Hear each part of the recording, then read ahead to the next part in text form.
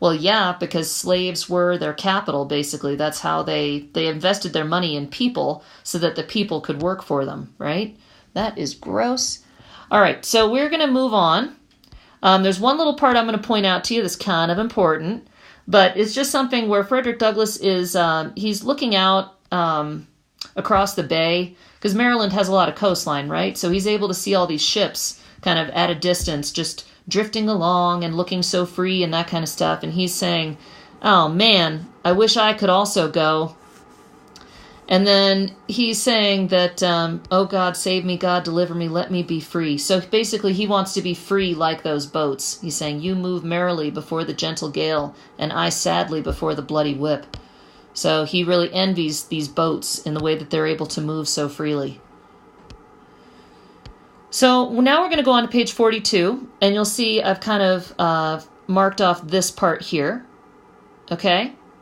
So we're going to start with Long Before Daylight. And this is the story of the fight between Mr. Covey and Frederick Douglass that we saw in the video. Long before daylight, I was called to go and rub, curry, and feed the horses. I obeyed and was glad to obey. But whilst thus engaged, whilst in the action of throwing down some blades from the loft, Mr. Covey entered the stable with a long rope, and just as I was half out of the loft, he caught hold of my legs and was about tying me. As soon as I had found out what he was up to, I gave a sudden spring, and as I did so, he holding on to my legs, I was brought sprawling onto the stable floor.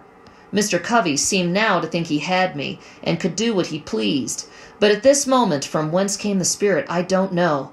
I resolved to fight, and suiting my action to the resolution, I seized Covey hard by the throat, and as I did so, I rose.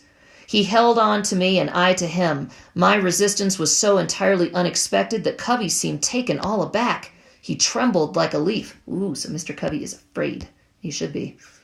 Frederick Douglass is mad.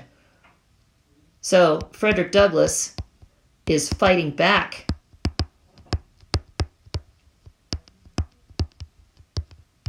Now, guys, this would be highly unusual, by the way. This gave me assurance, and I held him uneasy, causing the blood to run where I touched him with the ends of my fingers. Mr. Covey soon called out to Hughes for help. Hughes came, and while Mr. Covey held me, attempted to tie my right hand. While he was in the act of doing so, I watched my chance and gave him a heavy kick close under the ribs. This kick fairly sickened Hughes, so that he left me in the hands of Mr. Covey. This kick had the effect of not only weakening Hughes, but Covey also. When he saw Hughes bending over with pain, his courage quailed. He asked me if I meant to persist in my resistance. I told him I did, come what might, that he had used me like a brute for 6 months, and that I was determined to be used so no longer. Oh, so he's talking back too. So Hughes starts to help Covey, and then is like, nah, forget it, and then leaves. So it's just Frederick Douglass and Mr. Covey just fighting it out. And if you'll notice, Frederick Douglass made the blood run, right? Causing the blood to run. Whoa. I mean, this is a serious fight. Okay, here we go. With that, he strove to drag me to a stick that was lying just out of the stable door. He meant to knock me down, but just as he was leaning over to get the stick, I seized him with both hands by his collar and brought him by a sudden snatch to the ground. By this time, Bill came. Covey called upon him for assistance. Bill wanted to know what he could do. Covey said, "Take hold of him! Take hold of him!" Bill said his master hired him out to work and not to help to whip me. So he left Covey and myself to fight our own battle out. Ooh, so Bill tells him no too. So first Hughes and now Bill is like, I don't think so. We were at it for nearly 2 hours. Oh my gosh, this fight's going on for 2 hours? This is like a boxing match. Covey at length let me go, puffing and blowing at a great rate, saying that if I had not resisted, he would not have whipped me half so much. The truth was that he had not whipped me at all. I considered him as getting entirely the worst end of the bargain. for he had drawn no blood from me, and I had from him.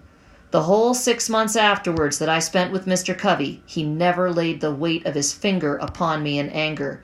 He would occasionally say he didn't want to get hold of me again.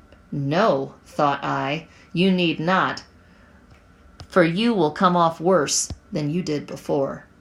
So Covey is basically never going to touch him again. So Frederick Douglass wins. Now it's pretty amazing Frederick Douglass was not punished for this.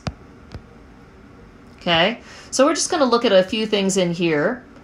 So basically this is a turning point for Frederick Douglass. Remember the boat scene, and I mentioned how he was kind of despairing and looking out at the boats and that kind of stuff and feeling really sad?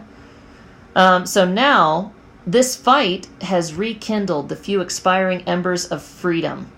So it's given him this sense of determination to be free.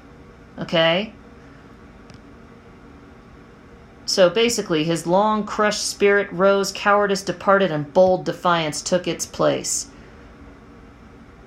Okay? So basically, he's saying one of these days he is going to get free. And then let's read this part here. It was for a long time a matter of surprise to me why Mr. Covey did not immediately have me taken by the constable to the whipping post. So basically like calling the police and saying, hey, come get this guy. And taking him to the whipping post for a public whipping in front of everybody where he's tied up.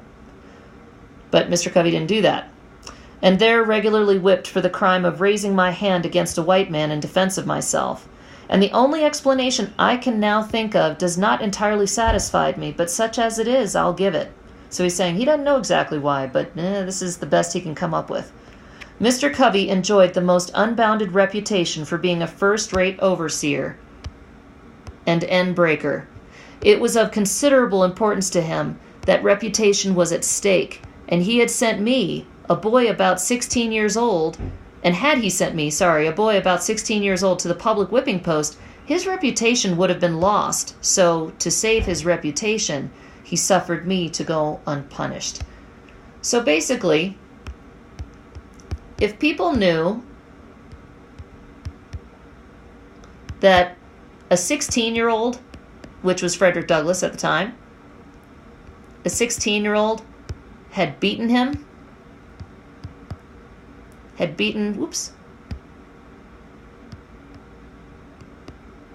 Covey would no longer get all of these slaves coming to him to be broken in. Okay? People would see Covey as weak, and that would affect his business, right? All right, so that is the end of our reading in Chapter 10 together. If you choose to go on, you may. There are many, many interesting parts in this chapter. Okay? But that is up to you. Those are the main parts that I wanted to point out to you guys. Now, you're responsible for getting up through 44, right? You may want to go back over